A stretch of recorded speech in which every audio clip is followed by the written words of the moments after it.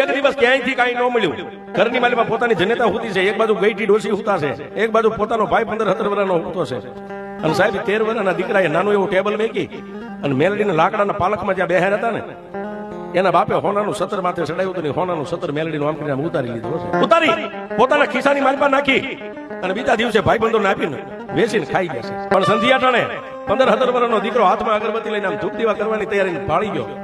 પોતાની જનેતાને કીધું, માં મેલડી માનું સતર નથી. ત્યાં સુધી તો કાંઈ નહીં, પણ સાહેબ 80 વર્ષની પોતાની ગઈટી માં જે ખાટલામાં હોતી હતી ને, એને જઈને કીધું, માં મેલડીના પાલકની માલિપા હોનાનું સતર નથી.